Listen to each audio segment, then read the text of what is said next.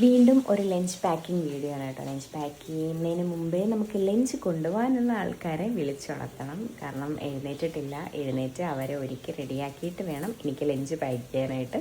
അപ്പോൾ ഇന്ന് കുറച്ച് സാധനങ്ങൾ മാത്രമേ ഉള്ളൂ ലഞ്ചിന്. വളരെ സിമ്പിളായതുകൊണ്ട് സമയമുണ്ട്. അപ്പോൾ ആ സമയത്ത് ഞാൻ ഓർത്ത് എന്നാൽ പിന്നെ ഒരു വീഡിയോ ആക്കാൻ സമയം കിട്ടുമ്പോഴല്ലേ എടുക്കാൻ പറ്റുള്ളൂ. രാവിലെ ആകെ 3 മണിക്കൂറാണ് കിട്ടുന്നത്. ആ കിട്ടുന്ന സമയത്തിനുള്ളിൽ എന്തൊക്കെയാണ് ആക്കി വെക്കുന്നതെന്ന് എനിക്ക് തന്നെ ഒരു പിടിയില്ല കേട്ടോ.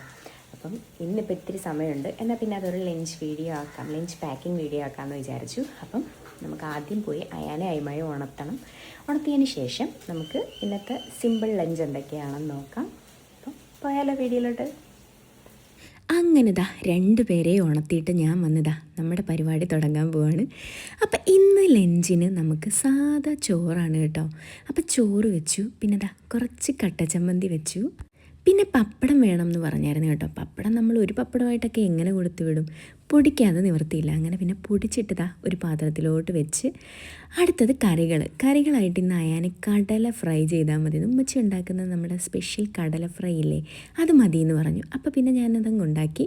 പിന്നെ കുറച്ച് ക്യാരറ്റ് കട്ട് ചെയ്ത് വെച്ചു. ക്യാരറ്റ് ഇങ്ങനെ വെറുതെ കടിച്ച് തിന്നാൻ അയാന് ഭയങ്കര ഇഷ്ടമാണ് കേട്ടോ. അപ്പോൾ അതുകൊണ്ട് അത് കുറച്ച് വെച്ചു.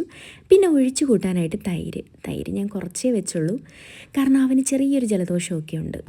ഇനി അടുത്ത ആൾ എൻ്റെ അമ്മോ, അയിമാടെ ലഞ്ച് പാക്ക് ചെയ്യലാണ് ഒരു ജോലി.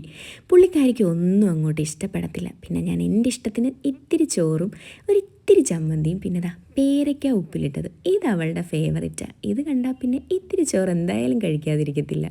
പിന്നെ ദാ എന്തും വരട്ടെ എന്ന് പറഞ്ഞ് ഞാൻ കുറച്ച് കടല അങ്ങോട്ട് വെച്ച് കൊടുക്കുന്നുണ്ട്. തൈര് പിന്നെ കുറേ അങ്ങ് ഒഴിക്കും കേട്ടോ. തൈര് ഈ വീട്ടിൽ ഏറ്റവും കൂടുതൽ തൈര് കുടിക്കുന്ന അയിമാണ്. പിന്നെ പപ്പടവും വലിയ കുഴപ്പമില്ല. അതുകൊണ്ട് ഈ ചെറിയ പാത്രത്തിൽ കുറച്ച് പപ്പടം അവൾക്കും പൊടിച്ചങ്ങ് വെച്ചു. അത്രയൊക്കെ ആയിട്ട് ദാ അവരുടെ ലഞ്ച് അങ്ങ് സെറ്റ് ചെയ്തു. ഇനി ദാ സ്നാക്സിൽ പിന്നെ ഇപ്പോൾ കുറേ നാൾ കൊണ്ട് പാൻ കേക്ക് തന്നെയാണ്, അതും പല ഫ്ലേവറിൽ. ഇന്നിപ്പോൾ ദാ ചോക്ലേറ്റ് പാൻ കേക്കിൽ കുറച്ച് ന്യൂട്ടെല്ലയും കൂടെ തേച്ചെടുത്താൽ സന്തോഷം. അപ്പോൾ ദാ അങ്ങനെ എടുത്തു.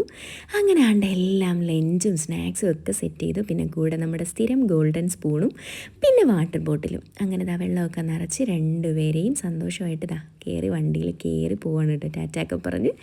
അപ്പോൾ ഇത്രയൊക്കെ ഉള്ളൂ. ബൈ.